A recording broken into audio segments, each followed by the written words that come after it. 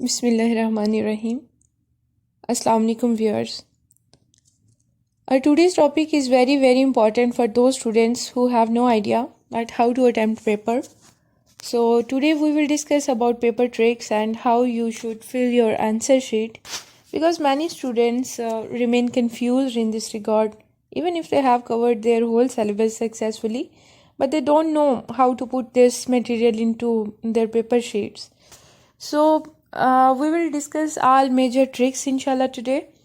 इसमें आप लोगों के लिए फिर बहुत ही आसानी हो जाएगी कि आपको जब पेपर फिल करना आ जाता है, चाहे आप वो ग्रेजुएशन लेवल पे हैं चाहे मास्टर्स लेवल पे हैं, तो पहली टिप जो आपको याद रखनी चाहिए वो पेपर लुक्स के बारे में है कि आपकी presentation it must be very impressive, क्योंकि ये तो आपने सुना ही होगा कि first impression is last impression. So आपका फ़र्स्ट इम्प्रेशन वो बहुत ही मुतासर करने वाला, बहुत ही इम्प्रेसिव और बहुत ही गुड लुक होना चाहिए। यानी कि आपने जो भी अटेम्प्ट किया है उसको प्रेजेंट करने का तरीका क्या है, it is your first step. ये आपका पहला स्टेप है। ये आपकी यू कैन से सक्सेस की तरफ या सक्सेसफुल मार्क्स की तरफ या ग्रेस मार्क्स की तरफ आपका फर्स्ट स्टेप है। सेकेंडली, आपका पेपर नीट और क्लीन होना चाहिए। नीट एंड क्लीन, क्योंकि कुछ स्टूडेंट्स इस तरह से करते हैं कि वो बहुत ज़्यादा कटिंग कर देते हैं, और कटिंग के क्या रीज़न्स होते हैं, क्यों उन्हें बार बार लिख के मिटाना पड़ता है, ये भी हम आगे डिस्कस करेंगे। बट इस पे आपका जो पेपर चेकर है उस पर बहुत ही बैड इम्प्रेशन पड़ जाता है। सो नीटनेस और cleanness it is your second step. Third one ये है कि आप अपनी इम्पोर्टेंट वर्डिंग और जिस तरह से कुछ कोटेशंस होती हैं जो बहुत ही यू कैन से इम्पोर्टेंट और रेलिवेंट कोटेशंस हैं, वो आपने हाईलाइट करने होते हैं। Highlight in sense of bold wording वो आप यूज़ करते हैं, और उसके लिए आपको ब्लू मार्कर का यूज़ करना पड़ता है, क्योंकि जिससे आपने जो चीज़ हाईलाइट की है, बिकॉज हेडिंग्स अलाउड नहीं है। जब आप मैट्रिक के बाद इंटर लेवल पे चले जाते हैं, ग्रेजुएशन लेवल पे और स्पेशली मास्टर्स लेवल पे होते हैं, तो इट लुक्स वेरी चाइल्डिश कि आप बच्चों की तरह वहाँ पे हेडिंग्स दे रहे होते हैं, क्योंकि उस लेवल पे आपके लिए अलाउड ही नहीं होता। आपने प्रिसाइजली लिखना होता है जो भी लिखें, और विद प्रोफाउंडिटी, यानी कि आप जितना भी लिखें वो इतना कॉम्प्रिहेंसिव लिखा हो कि उसमें आप हर चीज़ को एक्सप्लेन तो कर रहे हैं, लेकिन साथ ही साथ एग्ज़ामिनर जो है आपका या पेपर चेकर है उसकी आसानी के लिए आप बहुत मोस्ट इम्पॉर्टेंट जो वर्ड्स हैं उनको हाईलाइट कर देते हैं और कोटेशंस को हाईलाइट करते हैं। इससे ये होता है कि आपकी रेलिवेंसी को समझने में पेपर चेकर को बहुत आसानी होती है। सो ये आपकी आज की थर्ड टिप थी। उसके बाद कुछ स्टूडेंट्स इस तरह से करते हैं कि 50% से कम भी अगर उनकी शीट यूज़ हुई है, लेकिन अगर उनका पेपर जो भी क्वेश्चन वो अटेम्प्ट कर रहे थे वो कंप्लीट हो गया, तो जो रिमेनिंग पार्ट है पूरी शीट का वो उसको छोड़ देते हैं। इससे भी बहुत बैड इंप्रेशन पड़ता है, क्योंकि इस तरह से पेपर चेकर को ये लगेगा कि आपने जस्ट वो लाइंस को फिल ही करने की कोशिश की है या अपनी शीट्स को फिल करने की कोशिश की है, वो भी बड़ी नाकाम सी, और वो एक आपके पास स्पेस भी है लेकिन फिर भी आप उसको छोड़ रहे हैं, तो वो सिर्फ आपकी बस पेजेस को कवर करने वाली बात हो जाती है। तो definitely if you have material, if you have relevant data, तो आपको 50% से अगर आपने कम शीट यूज़ की हुई है तो फिर आप उसको नहीं छोड़ेंगे। हाँ, अगर मोर देन 50% आपकी वो पेपर शीट यूज़ हुई है क्वेश्चन को कंप्लीट करते हुए, तो फिर आप देखेंगे कि अगर 80% आपका पेपर जो है या आपका पेज वो फिल है, तो देन यू कैन अवॉइड कि आप उस पे नया क्वेश्चन जो है उसको नहीं स्टार्ट करें, आप नेक्स्ट पेज पे चले जाएं। लेकिन ये याद रखिएगा कि आपने बहुत ज़्यादा, कुछ स्टूडेंट्स की आदत होती है कि जहाँ पे उनका क्वेश्चन ख़त्म बस वहीं पे लाइन लगा के बाकी सारा पेज छोड़ देना, तो ऐसा आपने नहीं करना। अब कुछ और क्वेश्चंस पे आ जाते हैं, जैसे कि how to begin with, how much to write, और what to include and how to end your answer. तो ये मेन असल में हमारे टॉपिक्स हैं या मेन हमारी चीज़ें हैं जिनको हमने डिटेल में देखना है कि इसमें हमें एज अ स्टूडेंट किस तरह से अपने क्वेश्चन को स्टार्ट कैसे करना है, उसकी बिगनिंग क्या होनी चाहिए, उसका मिड क्या हो, उसका स्ट्रक्चर कैसे हो, और उसकी जब हमने एंडिंग करनी है तो वो किस टाइप की हो। First of all, do read the question carefully. आप उस स्टेटमेंट पे बहुत गौर करेंगे जो आपको दी गई है, बिकॉज एग्जामिनर आपसे जो भी क्वेश्चन पूछ रहा होता है वो अपनी तरफ से उसने कॉम्प्लिकेटेड ही लिखा होता है, लेकिन वो इस तरह से घुमा के और वर्डिंग ऐसी यूज़ की होती है कि स्टूडेंट्स को पिक करने में या फर्स्ट टाइम उसको जैसे ही रीड करते हैं, और कुछ स्टूडेंट्स ऐसे करते हैं कि जैसे ही स्टेटमेंट को पढ़ा फ़ौरन से आंसर शुरू कर दिया बगैर उस पर गौर किए कि एक्चुअली पूछा क्या हुआ है। यानी कि इस तरह से एक मिसाल मैं आपको देती हूँ, जैसे आपसे लेट्स सपोज किसी करैक्टर को आपके सामने रख दिया गया कि आप किसी करैक्टर का नाम है उस पर फोकस करने लग जाते हैं और बस ये समझते हैं कि इस करैक्टर का नेम आ गया है तो हमने बस इस पे ही लिख देना है, यही हमारा मेन क्वेश्चन है। लेकिन उस करैक्टर के बाकी आपने थ्योरी को भी स्टेटमेंट को पढ़ना है कि उसमें क्या लिखा हुआ है, यानी कि आपके जो एग्जामिनर ने जो भी स्टेटमेंट आपको दी हुई है उस करैक्टर का क्या आगे किसी के साथ कोई लिंक वो पूछा जा रहा है, या फिर उसके बारे में कोई आपसे एक स्पेसिफिक चीज़ एक्सपेक्ट की जा रही है कि आप सिर्फ उसी पे लिखें। और कुछ क्वेश्चंस ऐसे होते हैं कि उसमें आपने फिर इस तरह से लेके चलना होता है कि टू साइडेड कंजर्वेशन करनी होती है, यानी कि अगर उसकी डार्क साइड आप दिखा रहे हैं तो उसकी पॉजिटिव साइड भी आपने दिखानी होती है। सो आपने पहली चीज़ जो करनी है वो स्टेटमेंट को अंडरस्टैंड करना है और बहुत ही केयरफुली अंडरस्टैंड करना है। और फिर जो चीज़ आपको समझ में आ रही है, अगर आप सक्सेसफुल हो जाते हैं उस क्वेश्चन को समझने में, तो फिर आप अपना नेक्स्ट स्टेप लेंगे, फिर आप उसको नरेट करना शुरू करेंगे। अब नरेशन में क्या होता है, आपके क्वेश्चन के ऑलमोस्ट जो मेन पार्ट्स हैं वो 3 होते हैं। आपके क्वेश्चन की बिगनिंग होती है, उसमें इंट्रो वगैरह होता है, फिर सेकंड आपकी मेन थ्योरी होती है, देन आपका कंक्लूजन होता है। इसमें भी आगे फिर मुख्तलिफ चीज़ें आ जाती हैं। अब इंट्रो की अगर हम बात करें तो कुछ क्वेश्चंस ऐसे होते हैं कि जिसमें आप बल्कि मोस्टली ऐसे होते हैं कि आप वो हिस्टोरिकल बैकग्राउंड क्या है और क्या पर्पस है उस जैसे कि अभी हम करैक्टर की बात कर रहे थे, तो उस करैक्टर को रिप्रेजेंट करने से क्या उसका लिया जा रहा है पर्पस या मोटिव, जैसे मैंने अभी आपको बताया, तो वो मोटिव उसको अंडरस्टैंड करना, फिर उसकी रिप्रेजेंटेशन किस वे में की गई है, और थोड़ा बहुत आप राइटर के बारे में इसमें इंक्लूड कर सकते हैं। और आपने एक इस तरह से करना है कि एक गलती जो मोस्टली स्टूडेंट्स ने की होती है वो ये कि जब राइटर के बारे में वो इंट्रोडक्शन देने लगते हैं तो वो बहुत ही उसको एक एक्सेसिव राइटिंग उनकी हो जाती है, बहुत ही इनलार्ज कर देते हैं, तो वो इरेलीवेंट कंसीडर होने लग जाता है। क्योंकि आपने अगर कोई वहाँ पे आपको टॉपिक दिया हुआ है लिखने के लिए, तो आपसे उस टॉपिक का पूछा जा रहा है, ये नहीं कि आप टॉपिक को छोड़ें और सिर्फ राइटर के बारे में बताने लग जाएं कि वो ये था, उसने अपनी लाइफ में ये किया वो किया। हालांकि ये चीज़ें ज़रूरी होती हैं, लेकिन आपके समझने की हद तक। और समझना क्यों ज़रूरी होता है, क्योंकि आप जब किसी राइटर को पढ़ते हैं तो पहले आपने उसकी हालात ज़िंदगी देखने होते हैं, उसकी बायोग्राफी देखनी होती है, उसकी सोसाइटी को पढ़ना होता है, यानी वो किस ज़माने में रह रहा है, कौन सी एज है उसकी, और उस एज के प्रॉब्लम्स क्या हैं, कौन से इश्यूज़ हैं जिनको वो रेज़ कर रहा है। तो ये सारी चीज़ें ये आप फिर इसलिए सारा कुछ पढ़ते हैं कि आप उसकी जो नरेशन है उसको अंडरस्टैंड कर सकें कि उसने किस पॉइंट ऑफ व्यू से कोई चीज़ जो है वो लिखी हुई है। तो आप अगर राइटर के बारे में ऐड करें तो वो कुछ क्वेश्चंस होते हैं जस्ट जिसमें वो भी बड़ी स्पेसिफिक से कि जिसमें आप राइटर के बारे में बता सकते हैं। हर क्वेश्चन में आपने ये नहीं बताना। ये हम फिर किसी और सेशन में डिस्कस करेंगे कि कौन कौन से क्वेश्चंस इस टाइप के होते हैं कि आप उनमें राइटर का इंट्रो लिख सकते हैं और किस में आपने अवॉइड करना है।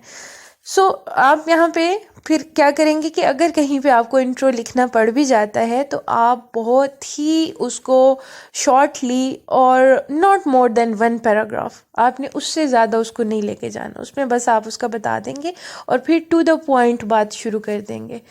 और सबसे बेटर ये है कि आप पहले टू द पॉइंट बात शुरू करें, जो आपको स्टेटमेंट दी गई है उसके मुताबिक लिखें और फिर कहीं पे आप हवाला दे दें, यानी एज एन रेफरेंस राइटर के बारे में भी थोड़ा बहुत बता दें इंट्रोडक्शन देते हुए, और फिर उसको मोल्ड करके अपनी उसी स्टेटमेंट के साथ वापस जोड़ दें जिस पे आप लिख रहे हैं। तो ये आपकी बिगनिंग होती है और beginning it matters a lot.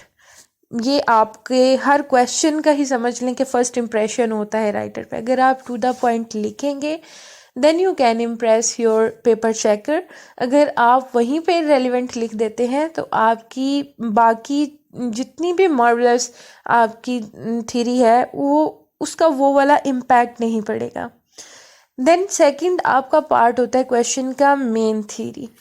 Main theory में फिर आप उसको इनलार्ज करने के लिए बट रेलिवेंट, ये याद रखिएगा कि रेलिवेंट आपने स्टेटमेंट्स बतानी होती हैं अपनी भी, क्योंकि आप ऐसा नहीं कर सकते कि अगर आपसे कोई एक टॉपिक पूछा जा रहा है तो आप सिर्फ ये सोच के कि उसको इनलार्ज कर लें, आप उसमें पूरी की पूरी स्टोरी बताने लग जाएं। एक करैक्टर की बात हो रही है तो आप बाकी सारे के सारे भी ले आएँ कि ये फलां स्टोरी का करैक्टर है और इस स्टोरी में ये भी हुआ वो भी हुआ, इवेंट्स डिस्कस करने लग जाएं या डिफरेंट और बाकी राइटर्स को करैक्टर्स को डिस्कस करने लग जाएं।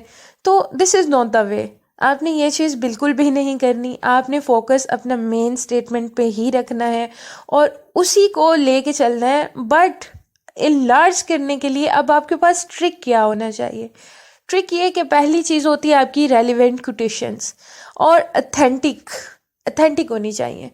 अथेंटिक से मुराद ये है कि कुछ स्टूडेंट्स थोड़ा सा यहाँ पे फिर एक मिस्टेक कर देते हैं जिसकी वजह से बहुत ज़्यादा उनके मार्क्स में फ़र्क पड़ जाता है, बड़ी कटिंग हो जाती है मार्क्स में, कि वो नॉर्मल लाइंस को भी कुछ एनालिसिस होते हैं, कुछ कमेंट्स होते हैं, उनको भी वो एज एन कोटेशंस ले लेते हैं। सो रिमेंबर कि कोटेशंस वो लाइंस होती हैं जो कि आप टेक्स्ट रीड करते हैं, यानी कि टेक्सचुअल लाइंस वो सिर्फ कोटेशंस हैं। या फिर ऐसे रिमार्क्स किसी भी और क्रिटिक के जब आप कंपैरिजन कर रहे होते हैं या कंट्रास्ट कर रहे होते हैं तो वो आप किसी और की वर्डिंग सेम टू सेम यानी एज इट इज़ जब उसको लिख रहे हैं वो कोटेशन कहलाएगी। बाकी और कोई भी चीज़ आप खुद से अगर ऐड करने की कोशिश कर रहे हैं तो वो कोटेशंस नहीं होगी, यानी कि वो ऑथेंटिक नहीं है। तो जब आप ऑथेंटिक चीज़ ऐड नहीं कर रहे then obviously it's also irrelevant. तो इरेलीवेंट और नॉन ऑथेंटिकल ये दोनों चीज़ें जो है इससे भी पेपर पे बहुत असर पड़ता है। जब चेकिंग हो रही होती है तो आपने याद रखना है कि ये दोनों चीज़ें ये फिंगर टिप्स पे याद कर लीजिएगा कि इनको तो बिल्कुल गलती से भी नहीं लिख देना आपने। सो वो ऑथेंटिक कोटेशन जो आपको याद है, और उसका भी ये है कि आप मैक्सिमम ऐसी कोटेशंस लें जो टॉपिक्स आपने रीड किए होते हैं उनसे रिलेटेड। एटलीस्ट आपके पास 5 to 6 कोटेशंस हों हर टॉपिक की, और ये मिनिमम है। फिर मैक्सिमम तो ऐसी होती हैं कि अगर आपको मोल्ड करना आता है अपने स्ट्रक्चर को तो फिर डेफिनेटली आप किसी न किसी तरह उसको रिलेट कर देते हैं, उसको रेलिवेंट बना देते हैं। बिकॉज अब आप जब सेल्फ राइटिंग कर रहे हैं तो आपके पास इतनी स्किल होनी चाहिए कि आप अपनी बात को प्रूव कर सको, और प्रूव करने के लिए आपके पास आर्ग्यूमेंट स्ट्रॉन्ग होने चाहिए। तो उसके बाद मेन थ्योरी ये आ गई। आपने फिर इसमें इसी तरह से मेन पॉइंट्स जो अपने ऐड करने हैं लेकिन उनको हाईलाइट करते हुए ऐड करना है, यानी कि हेडिंग्स नहीं देनी, बस आप उसको हाईलाइट करेंगे। और ये हम सब्जेक्टिव पार्ट डिस्कस कर रहे हैं, यानी कि लॉन्ग क्वेश्चंस जब आप लिख रहे होते हैं इसमें ही आप कंट्रास्ट भी कर सकते हैं, कंपैरिजन भी इसी में सारा चलता है। बाकी डिफरेंट क्रिटिक्स की क्या राय है वो आप यहाँ पे लिख सकते हैं। यहाँ पे आपके पास बहुत ही वैरायटी होती है। सेल्फ राइटिंग के लिए बहुत ज़्यादा आपके पास एक लार्ज कैनवस है and you can fill it very easily अगर आपके पास मटेरियल है। उसके बाद आप करेंगे कंक्लूजन। कंक्लूजन ये आपका फाइनल पार्ट होता है क्वेश्चन को एंड करने का। और कंक्लूजन में आपने क्या करना होता है, अब यहाँ पे एक बहुत ही गोल्डन टिप है, याद रखिएगा। क्योंकि स्टूडेंट्स जब कंपैरिजन कर रहे होते हैं या कंट्रास्ट, तो समटाइम कुछ ऐसी चीज़ें होती हैं जो कि राइटर की फेवर में नहीं जा रही होती। लेट्स सपोज कि अगर हम मिल्टन की बात करें तो उसके बारे में क्या कहा गया, that he belongs to Satan's party. और इस तरह की जो फिर कमेंट्री होती है, तो डेफिनेटली आप जब उसको लिखते हैं तो आपने भी क्रिटिसाइज करना होता है। बट क्रिटिसाइज का ये मतलब नहीं है कि वो नेगेटिव वे में हो या फिर वो ऐसी चीज़ हो कि जो एक बहुत ही नाखुशगवार सा तासुर छोड़े, बल्कि आपने उसको बहुत ही लॉजिकली, बहुत ही प्रिसाइजली एक्सप्लेन करना होता है कि ये क्यों कहा गया और उसमें पॉजिटिव पॉइंट्स ढूंढने होते हैं। सो डेफिनेटली आप इस चीज़ को समझ गए होंगे। What I want to say that try to end on a positive note. आपकी जो फाइनल डिस्कशन है, फाइनल कमेंट्स हैं, वो क्योंकि आपकी तरफ से होते हैं। कंक्लूजन का मतलब होता है आपने एनालिसिस के बाद जो फाइनल स्टेटमेंट फाइंड आउट की है वो क्या है, यानी कि आपने उसमें क्या देखा, क्या उसमें से गेन किया या आपको क्या लगा। तो वो प्योर आप पे होते हैं और वो सिंपली सेल्फ राइटिंग ही होती है जो आपने बताना होता है, जो आपने पूरी डिस्कशन की है फिर उसको सम अप करते हुए वो बता देना, but in a positive way. आप कभी भी राइटर के अगेंस्ट जाके, या राइटर या उसकी नरेशन में से कोई भी करेक्टर है तो उस पर नेगेटिवली कमेंट्स नहीं कर सकते। तो आपकी एंडिंग जो है ये भी बड़ा बेसिक पार्ट है। और मोस्टली जितना आपके बिगनिंग पे गौर किया जाता है, जितना बाकी चीज़ों पे, उससे शायद कहीं ज़्यादा कंक्लूजन पे गौर किया जाता है कि फाइनली आपने क्या उसमें लर्न किया। तो वो आपने कंक्लूजन उसको फिर अकॉर्डिंग टू दैट रूल्स जो कि फिक्स किए गए हैं कि आपकी उसमें एक तो अपनी राय होनी चाहिए और गैर जानिबदाराना होनी चाहिए, और वो बिल्कुल पॉजिटिव होनी चाहिए। टोन आपकी बहुत ही पॉजिटिव हो, उसमें बहुत हार्श वर्डिंग यूज़ नहीं करनी। नॉर्मली जस्ट आपने एक एनालिसिस सा बता देना है, शॉर्ट सा स्केच दे देना है जो भी आप डिस्कस कर चुके हैं उस बारे में। और कुछ यूनिवर्सिटीज़ जैसे कि हम बात करते हैं यूएस या फिर जीसीयूएफ, या अगर ग्रेजुएशन पे भी बात कर लें तो उसमें भी सब्जेक्टिव पार्ट आता है। सब्जेक्टिव पार्ट को भी अटेम्प्ट करने का सिंपल वे ये है कि your answer should be precise in objective, कि आप उसमें अननेसेसरी कुछ भी ऐड नहीं करें। ये नहीं है कि आपसे 1 या 2 लाइन का क्वेश्चन पूछा गया है और आप इस तरह से शो करें कि you have large range of knowledge, तो आप उसको कम से कम 6-7 लाइन्स उस पर एक्सपेंड कर दें। No, it's out of rule. Short question का क्या मतलब है कि शॉर्टली टू द पॉइंट आपने बात करनी है। और टू द पॉइंट बात आप कैसे करेंगे कि आपसे जो पूछा गया है, मोस्टली क्या होता है, कोई ना कोई डेट पूछी जाती है, किसी राइटर का नाम पूछ लिया जाता है, किसी कैरेक्टर की बात हो जाती है, कोई इवेंट डिस्कस कर लिया जाता है, तो आपने सिर्फ 1 या 2 लाइन्स पे उसको बस कंप्लीट कर देना है, दैट्स इट। अगर आप कुछ और लिखेंगे then it's all waste of time, बस उसके आपको मार्क्स नहीं मिलेंगे। हाँ, आप उसके ये करेंगे क्योंकि आपका जो पेपर चेकर है उसने सिर्फ उस क्वेश्चन का आंसर ढूंढना है कि वो क्या है। और अगर आपने वो बहुत ही ज़्यादा एक्स्ट्रा चीज़ें लिख दी हैं तो वो उसको पढ़ेगा भी नहीं, मे बी वो वैसे ही उसको क्रॉस कर दे। तो सब्जेक्टिव और ऑब्जेक्टिव पार्ट, इसको उसी वे में आपने कंप्लीट करना है जो कि आपसे पूछा जा रहा है। उसके अलावा आपने ये करना है कि हर क्वेश्चन के लिए अपनी टाइमिंग सेट कर लेनी है कि आपका पेपर, उसकी पेपर की पूरी की टाइमिंग क्या है, और आपने जो पेपर अटेम्प्ट करना है उस दौरान आप हर क्वेश्चन को कितना कितना टाइम देंगे। और ये मोस्टली जब लार्ज क्वेश्चन आप लिख रहे होते हैं यानी लॉन्ग क्वेश्चंस, तो उसमें होता है कि मैक्सिमम स्टूडेंट्स ये कहते हैं कि हमारा टाइम मैनेज नहीं हो सका या टाइम बहुत शॉर्ट था। यहाँ पे एक और चीज़ मैं आपको बताती चलूँ कि आपने जो भी पेपर के हवाले से टाइमिंग सेट की होती है, यानी कि पेपर में आपको मिलते हैं 3 आवर्स, बट आपने अपने हिसाब से जो स्पीड मेंटेन करके रखनी है वो इतनी होनी चाहिए कि आप 2.5 घंटे में अपना पूरा पेपर सॉल्व कर सकें। क्योंकि एक्चुअली आपको 2.5 घंटे ही मिलते हैं। बाकी आपकी टाइमिंग अगर देखें तो बाज़ वक़्त ऐसा होता है कि पेपर शुरू ही 4-5 मिनट आपको वो पेपर जब डिवाइड कर रहे होते हैं तो उसमें वेस्ट हो जाते हैं। उसके बाद आपने पेपर को पढ़ना होता है। पढ़ने के लिए भी आपके कम अज़ कम 4-5 मिनट अगर हम मिनिमम भी कहें, वरना तो आप उसको ज़रा गौर से समझें तो आप हर स्टेटमेंट पे 1.5 या 2 मिनट्स ये कर लें कि आपने उसको पहले समझना है कि वो क्या है। तो 5-7 मिनट तो आपके इस तरह से चले गए। उसके बाद आपने वहाँ पे अटेंडेंस फॉर्म वो फिल करना होता है। फिर आपने पेपर फिल करना होता है, पेपर शीट पे लिखने होते हैं अपने सारे क्वाइफ वगैरह, उसमें टाइम चला जाता है। फिर उसके बाद डेफिनेटली आपने जो लिखा है आपको उसको रिवाइज भी तो करना है कि आप क्या लिख के आए हैं। और मे भी इस तरह से फिर ये है कि कोई स्पेलिंग मिस्टेक हो गई होती है या कुछ, तो आप काफ़ी चीज़ों को करेक्ट कर सकते हैं और आप खुद देख सकते हैं अपने पेपर को, वहीं बैठे बैठे जज कर सकते हैं कि आपने क्या लिखा है। तो इस सब के लिए आपके कम से कम 30 मिनट्स जो है उनको आप माइनस कर दें और बाकी में आप अपना मैनेज करेंगे टाइम और पूरा पेपर भी।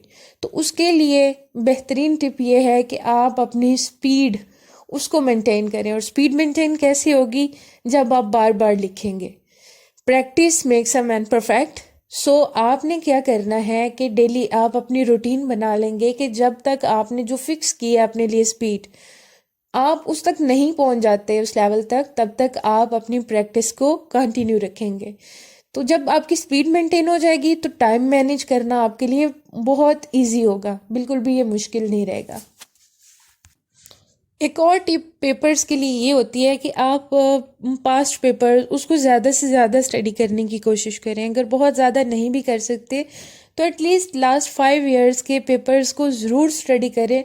उससे एक तो ये होगा कि आपको पेपर टेक्निक समझ आ जाएगी कि पेपर की सेटिंग क्या है। सेकेंडली आपको ये पता चल जाएगा कि वो टॉपिक्स जो कि बहुत इम्पॉर्टेंट हैं वो कौन कौन से हैं, क्योंकि आपका काफ़ी ज़्यादा पेपर जो है वो रिपीट भी होता है मोस्टली। तो अपने, लेकिन ये भी नहीं है कि सिर्फ उसी पे आप रिलाई करके बैठ जाएंगे कि सिर्फ जो पास्ट पेपर में है वही हम डन कर लें तो वी कैन अटेम्प्ट 100% पेपर। ऐसा भी नहीं होता। तो आपने क्या करना है कि आप पास्ट पेपर से कंसल्ट ज़रूर करेंगे, वो सारे टॉपिक्स रेडी भी करेंगे, लेकिन जो आपने फिक्स किया हुआ है सिलेबस, मे बी इट्स 70% और 80%, जितना भी आपने क्राइटेरिया रखा है आप उसको 100% करेंगे। ठीक है, जो चीज़ छोड़ी चलें वो तो आपने ऑन चॉइस छोड़ दी कुछ ना कुछ, या उसको इतना ज़्यादा स्टडी नहीं किया, लेकिन जो चीज़ आपने रेडी की है उसको आपने कम से कम इतना रेडी कर लेना है कि उसमें आपको कोई भी प्रॉब्लम ना हो। यानी कि आप इस काबिल हो जाए कि कोई भी आपको टॉपिक दिया गया है तो आप बहुत ही इजीली उसको अटेम्प्ट कर लो। यानी कि आपकी अंडरस्टैंडिंग पावर वो उसमें इतनी ज़्यादा हो जाए। और आप ऑब्वियसली आप जब उसको बार बार रीड करते हैं, बार बार पढ़ते हैं, तो इवन कि आप अगर एक कोई प्ले देख रहे हैं या उसको पढ़ रहे हैं, तो जब आप एक से दूसरी बार उसको देखेंगे तो पहली बार बड़ी सारी चीज़ें जो मिस हो गई हैं वो सेकंड टाइम में आपके सामने आ जाएंगी, आप नोटिस कर लेंगे उनको। सो रिवीजन ये बड़ी इंपॉर्टेंट है। आप जितना रिवाइज करेंगे अपने सिलेबस को, जो भी आपने प्रिपेयर किया हुआ है, तो वो आपके लिए उतना ही बेस्ट रहेगा, उतना यूज़फुल रहेगा। रिवीजन से आप हर दफ़ा हर रिवीजन में आप कोई ना कोई नई चीज़ नोटिस करेंगे, कुछ ना कुछ नया लर्न करेंगे। सो रिवीजन उसको भी याद रखिएगा कि आपने बार बार करनी है। और अगर ऐसा हो जाता है पेपर में, जैसे बिल्कुल हमने शुरू में बात की थी पेपर को नीट रखने के लिए कि आपका नीट और क्लीन होना चाहिए, तो आपने ये नहीं करना कि पूरी आप लाइन उस पे क्रॉस लगा दें या 2-4 दफ़ा उस पे लाइनिंग कर दें। इस तरह से आपकी वो प्रेजेंटेशन बड़ी वो ख़राब हो जाती है और उसका ऑब्वियसली फिर वो इम्प्रेशन भी नहीं पड़ सकता राइटर पे। तो आप पहले अपने जहन में स्केच बनाएंगे कि आपने लिखना क्या है, आप क्या लिखने जा रहे हैं। उस पर जब आप गौर कर लेंगे, आपको आप अपने माइंड में पॉइंट्स बना लेंगे कि मुझे स्टार्टिंग यहाँ से लेनी है, अब मुझे ये करना है, थोड़ा सा आप दोहरा लेंगे अपने जहन में ही, फिर आप उसको स्टार्ट करेंगे। इस तरह फिर आपके कम से कम चांसेस हैं गलती करने के। लेकिन अगर चलें कोई इस तरह की लाइन आप लिख देते हैं जो कि आपको रिवीजन में लगता है कि ये रेलिवेंट नहीं है, या फिर लिखते हुए आपको पता चल जाता है कि ये आप किसी और साइड पे जा रहे हैं, इरेलीवेंट लिख रहे हैं या ये आंसर नहीं है, तो बजाय इसके कि उस पर लाइनिंग करने के आप उसको ब्रैकेट में कर लेंगे और ब्रैकेट पे करके आप छोटा सा क्रॉस लगा देंगे। तो उससे क्या होगा कि आपका जो पेपर चेकर है वो समझ जाएगा कि ठीक है, ये बच्चे से कोई गलती से लाइन लिखी गई थी, क्योंकि इंसान है ना, गलती तो हो जाती है। तो वो फिर उसको अगर वो पढ़ के तो वो मार्किंग करेगा तो वो और तरीके से होगी।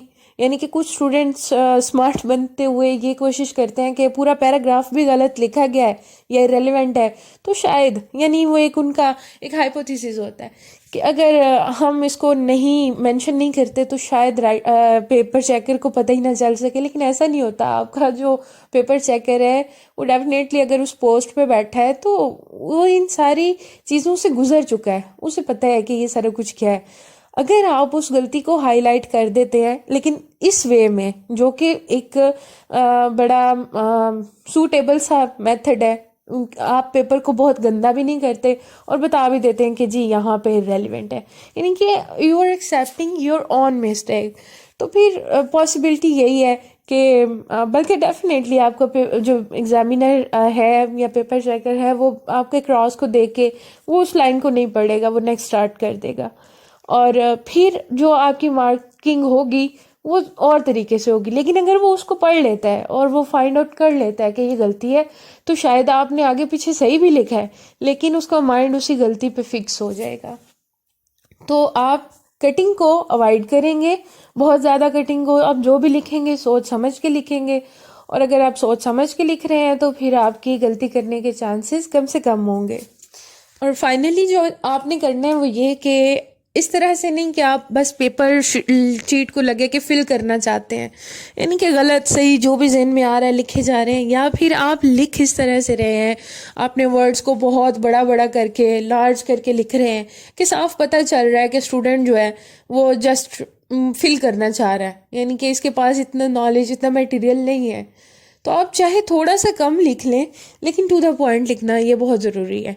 जो आपसे पूछा गया है आप उसी के बारे में बताएंगे। अगर दिन की बात है तो आपने दिन नहीं करनी है। आपने ये नहीं कहना कि रात जो है वो ऐसी होती है वो ऐसी, और रात के बाद दिन आ जाता है, ठीक है। तो आपने टू द पॉइंट, यानी कि अपनी मेन जो भी हेडिंग है उससे नहीं हटना। और ना ही आपने इस तरह करना है कि फिर बहुत ही कम लिखें कि वो पेपर की रिक्वायरमेंट जो होती है वो उसी पे पूरा ना उतरे और आपने बहुत ज़्यादा शीट्स जो हैं वो ऐसे ही खाली छोड़ दी हों। तो ये दोनों चीज़ें नहीं करनी, दोनों का भी इम्पैक्ट बहुत बुरा पड़ता है। आपने जितना लिखना है परफॉर्म ज़रूर लिखें, लेकिन क्योंकि ऑलरेडी आपको पेपर शीट्स इतनी ही प्रोवाइड की जाती हैं कि उस पर पूरा पेपर वो एक एक्सीलेंट स्टूडेंट भी कर सके, एक एवरेज स्टूडेंट नॉर्मल वो भी कर सके, और अगर कोई लोअर देन एवरेज है वो भी उस पर लिख सके। तो शीट्स जो हैं वो सारी की सारी, अगर तो आपके पास सारा मटेरियल है तो कोशिश करें कि सारी ही फिल करें। हाँ, अगर आपको लगता है कि आप रिलेवेंट लिखने लग जाएंगे तब थोड़ा आप कर सकते हैं, चलें कुछ पेजेस की कमी बेशी 2 या 3 आप छोड़ भी दें। बट ये है कि अगर आपने स्टडी किया होता है तो फिर आपके लिए, और स्पेशली जब आपकी सेल्फ राइटिंग बड़ी इम्प्रूव होती है, तो फिर ये प्रॉब्लम नहीं होता कि आपने किस तरह से वो सारी पेपर शीट्स पे अपने सारे क्वेश्चंस को डिवाइड करके लिखना है। और फाइनली ये कि अगर आपका पेपर सारा अटैम्प्ट हो चुका है तो कोशिश करें कि उसको कम से कम एक दफ़ा ज़रूर रिवाइज़ कर लें। एक दफ़ा दोबारा पढ़ना वो इसलिए भी ज़रूरी होता है कि बहुत सारी चीज़ें जो पहली दफ़ा करने में या करते हुए आपको नज़र नहीं आती या जहन में नहीं आती, वो दोबारा से आप जब उसको पढ़ेंगे तो आप में भी कुछ दोबारा आपको मिल जाए लिखने के लिए। क्योंकि अगर आप एक जगह पे कंफ्यूज हो रहे हैं या कोई पैराग्राफ आपने स्टार्ट किया है और आपको लगता है कि आप यहाँ पे अटक गए हैं, तो बजाय इसके कि आप उस पे सोच के टाइम वेस्ट करते रहें, आपको इतना तो पता चल ही जाता है कि आपने कितनी शीट्स तक या कितने पेजेस तक इसको लेके चलना है। तो उतने पेजेस छोड़ के आप नेक्स्ट स्टार्ट कर लें। फिर जब आप नेक्स्ट क्वेश्चन करके अटैम्प्ट या करते हुए आपको फिर पिछला याद आ जाए तो आप उसको लिखना शुरू कर देंगे। यानी कि टाइम जो है वो आपने 1 मिनट भी वेस्ट नहीं करना। और फिर जब आपका पूरा क्वेश्चन पेपर आपने देख लिया, पढ़ लिया और उसको फिल कर लिया, अपनी पूरी पेपर शीट को इन टाइम कर लिया, तो फिर आप रिवाइज करेंगे तो ये फ़ायदा हो जाएगा कि मे बी आपको कुछ और चीज़ें भी ऐसी याद आ जाए जो कि आप कहीं पे ऐड कर सकते हैं अगर इतनी स्पेस वहाँ पे बन रही है तो। लेकिन नहीं भी कर सकते तो फिर जैसे कि मिस्टेक्स हो जाती है ना, कुछ आप वर्ड्स भूल जाते हो, स्पेल्स मिस कर जाते हो, तो वो आप दोबारा से उसको रिकरेक्ट कर सकते हो। तो ये सारी आज हमने जो डिस्कशन की है पेपर अटेम्प्ट करने पे है। फिर भी किसी स्टूडेंट को कोई कन्फ्यूजन हो या आपका कोई भी क्वेश्चन हो, you can ask into comment section. And you can also share this video to your class fellows or to other students. Allah Hafiz.